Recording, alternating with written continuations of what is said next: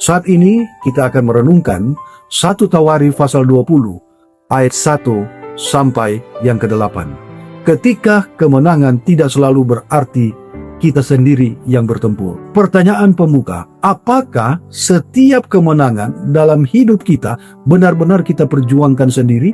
Pasal ini terlihat seperti kisah kemenangan demi kemenangan. Amon dikalahkan, Filistin ditundukkan, raksasa-raksasa dijatuhkan. Tetapi kalau diperhatikan lebih dalam, ada satu hal yang menarik dan sedikit mengganggu. Daud tidak selalu ada di garis depan. Ayat 1 sampai 3, ketika seharusnya berperang tetapi tinggal. Pada waktu raja-raja biasanya maju berperang, itu artinya ini adalah musimnya raja turun langsung ke medan perang.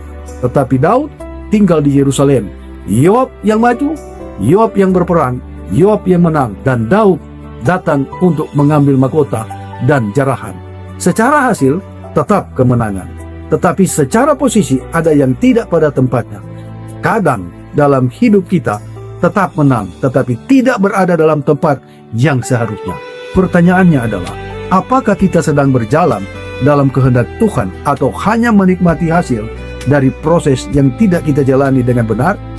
Karena tidak semua kemenangan berarti kita benar. Ayat 4 dan 5, kemenangan yang berlanjut.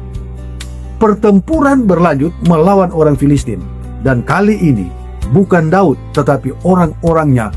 Sibkai mengalahkan raksasa.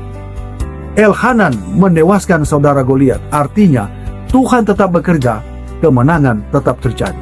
Tetapi Tuhan tidak hanya memakai satu orang. Ini menunjukkan sesuatu yang indah. Karya Tuhan tidak berhenti hanya karena satu orang tidak tampil. Tuhan bisa memakai siapa saja yang siap. Dan mungkin ini juga teguran halus. Jangan merasa bahwa pekerjaan Tuhan tergantung pada kita. Karena ketika kita mundur, Tuhan tetap maju lewat orang lain. Ayat 6 sampai 8, raksasa yang masih ada. Masih ada raksasa, masih ada ancaman, masih ada pertempuran. Seorang dengan 6 jari di tangan dan kaki, simbol kekuatan yang tidak biasa.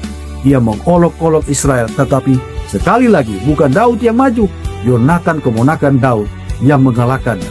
Dan ayat terakhir berkata, semua raksasa itu tewas oleh tangan Daud dengan orang-orangnya. Perhatikan ini, bukan hanya Daud, artinya kemenangan besar itu adalah hasil dari tim, bukan satu orang.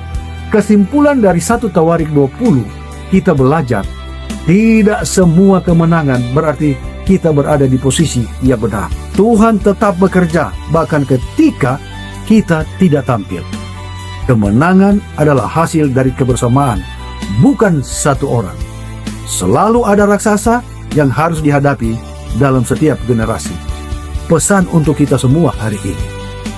Kadang kita seperti Daud, menikmati hasil tanpa hadir di proses.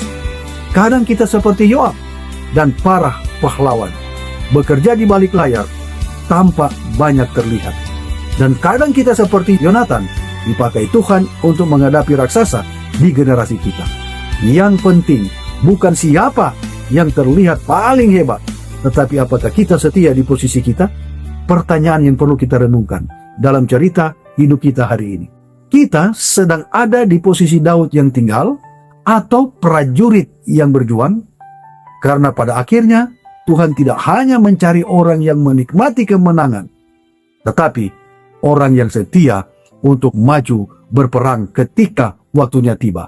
Dan mungkin pertanyaannya bukan lagi apakah kita menang, tetapi apakah kita hadir saat Tuhan memanggil kita untuk bertempur. Tuhan memberkati kita semua. Shalom.